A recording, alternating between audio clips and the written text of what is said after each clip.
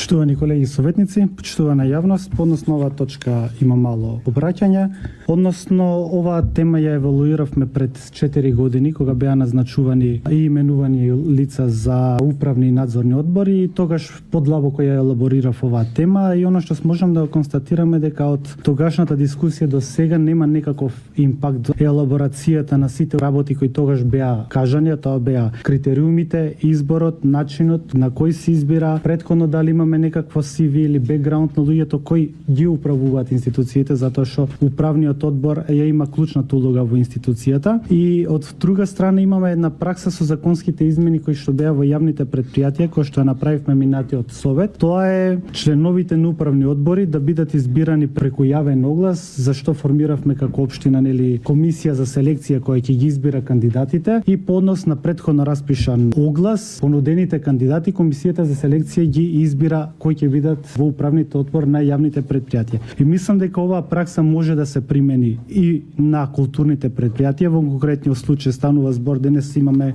на втора точка и на четврта точка, значи за Народен музеј и за Домот на културата Крстен Мисерков. Мојата идеја и барање до советниците или до предлагачот на оваа точка е да ги повлечеме овие барања за членови на управен одбор и да постапиме еднакво како што постапуваме за изборот за управни одбори во јавните предпријатија, односно да распишеме јавен оглас и да возможиме преку пријавување и преку комисија за селекција да бидат избрани кандидатите. Вака навистина повторно мислам дека фигурираат истите имиња од претходниот состав, повторно имаме отсуство на програма и мислам дека ја занемеруваме и подценуваме улогата на управниот одбор затоа што тој нема церемонијална улога која дава легитимитет, туку има насочувачка улога во која насока ќе се развие една политика. Ви благодарам и еве ако може ова да се стави на гласање, ако нема против другите советници да се разгледа како опција.